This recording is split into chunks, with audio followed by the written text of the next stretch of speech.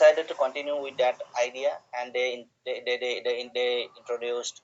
They had given that provision of 6th schedule and district councils given to all the hills tribe of Northeast India. But in post-independent India, because of certain political, constitutional, economic, socio-cultural, and some other issues, in due course of time, the tribal people, they demanded for the creation of separate state in Northeast India. The first one is, as I said, as already pointed out, the Nagas. Nagas initially they demanded for sovereign nation, but one section of the Nagas they were agreed with. When the government of India decided to give separate state, they agreed with that, and it was created. Decision was taken in 1960s and created 1963. The separate state was given to them, and it was assumed, it was thought that if we create a separate state, namely Nagaland, then the Naga political problem will be solved. But unfortunately, no, it continued, and it continued in a different direction. And later on, the secessionist movement took place in the state of Nagaland. In the same way, when we talked about hill state movement in Northeast India, then definitely we have to talk about Karbi Anglong, North Kasu Hills, Khasi Hills, Garo Hills, Jaintia Hills, Mizo Hills, so and so.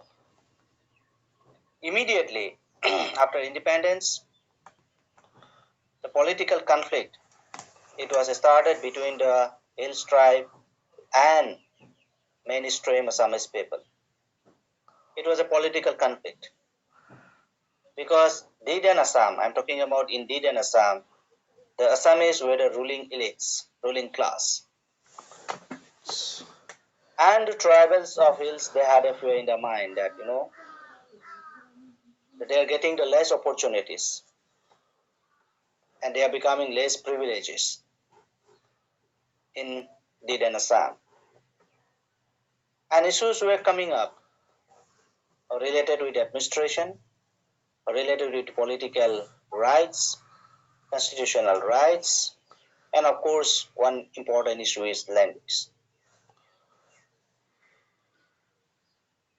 The Hills tribe leaders, they well understand that because of the number, because of the size of the population, they are not in a position to rule the state of Assam. I'm talking about the political leaders like Williamson Sangma, who understand very well that it could not be possible for him to become the Chief Minister of Assam because he belongs to Garo Hills, he belongs to Garo community. And because of the size of the population, it would not be possible for him to become the Chief Minister of Assam. Because indeed in Assam, as already I pointed out, the Assamese were the ruling class. Then what to do? What to do? The answer is there in the Constitution. And what is the answer of that? What is that answer? Answer is Article 244A of Indian Constitution. And what is Article 244A of Indian Constitution? Creation of autonomous state, state within state. And Williamson Sangma, who decided to form a political party, namely All Party Hills Leader Conference. It was in 1960s that initiative was taken, and he united all the Hills tribe leaders into one common political platform, including the Karbi and Dimasa. They were there. And that party demanded for the creation of a hill state in Northeast India, including the district councils of Garo Hills, Khasi Hills, Jaintia Hills, Karbi Hills, at that time known as Miki Hills, or in other words, Karbi Hills, and Lusai Hills and NC Hills. Creation of hill state in Northeast India. And politically, that issue was mobilized. Different student wing belongs to the Hills tribe community. They did demonstration. They did political march, protest against Didan Assam government. And as a result of that, finally, the government of India decided to create hill state in Northeast India. And one by one, you must be knowing that. One by one, you must be knowing that one by one. Meghalaya was created, Mizoram was created. And these two states has come as a part of that hills tribes movement for what? Hill state or separate state.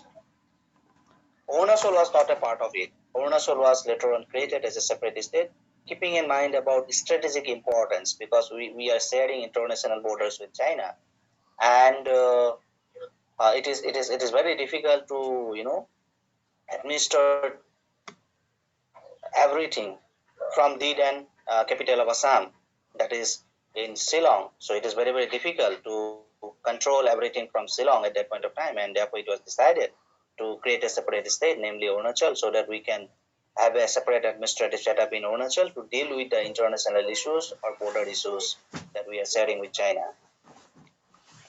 But mainly I'm talking about Nagaland, mainly I'm talking about Mizoram, mainly I'm talking about Meghalaya. And you see, when we talked about hill state movement or separate state movement in Northeast India, then what are the core issues? One is political issue. What is that political issue? The political conflict among the leaders and political accommodation. How to accommodate the political aspiration, political demands of different groups. This is one. Because all the tribes, they had their different kind of political demands. How to accommodate it? Or question is that whether Deed and Assam was in a position to accommodate all these interests or not. Because Assam is so big at that point of time, and so many groups we have, how to accommodate the political demands of all these groups.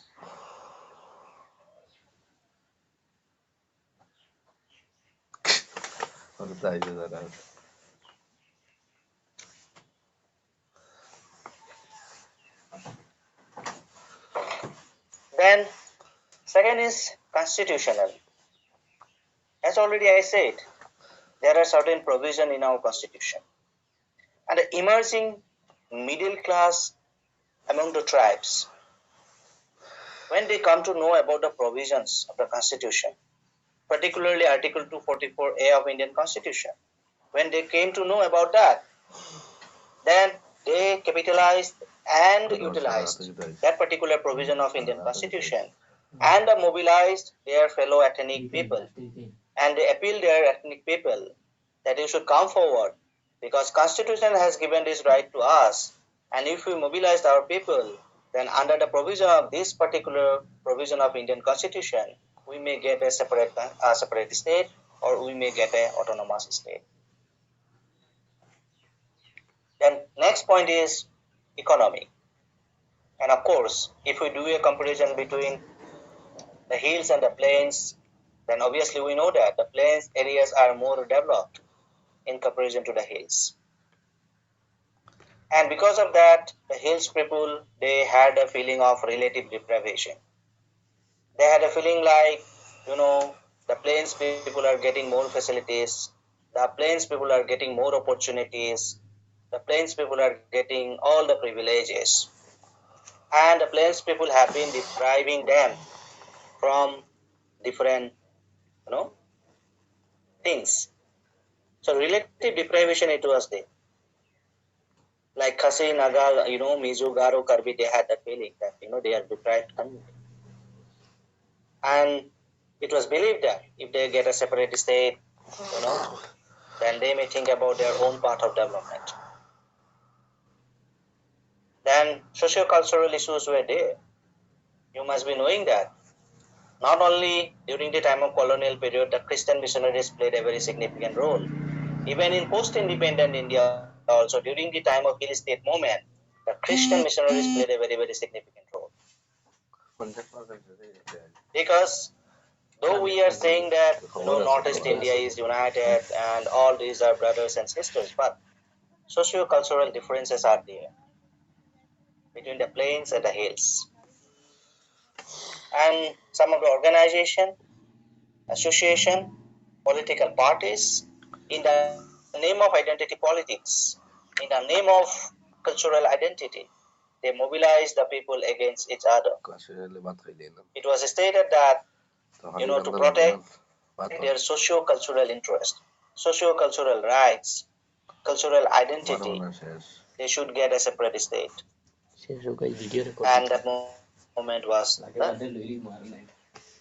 Then I should say that center also played a very important role, and that role is divide and rule.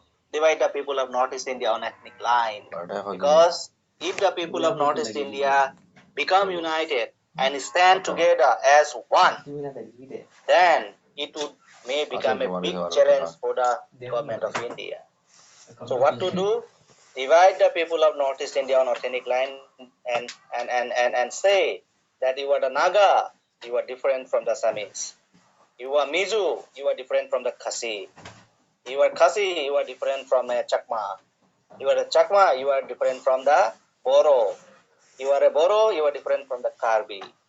Divide the people on ethnic line and make it a politically disturbed area, so that they, busy with their own political issues, so that they cannot become a challenge for the government of India. And it was a clear, indication from different agencies from the government of India. And different things were done. I cannot say in details, but different things were done in different course of time by the government of India and their agencies to divide the people of Northeast India on ethnic line. To take the example of Naga, what later on, the Naga movement was also divided by saying that, you belongs to this particular Naga group. Say, for example, you are Sema, you are Zemi, you are Rengma, you are something else. And the Naga society was divided on different line. Same thing was done in case of other state of Northeast India also. It means divide and rule. Okay, then second aspect, if you want to see, first one is separate state, as already I pointed out. Second one is autonomous state.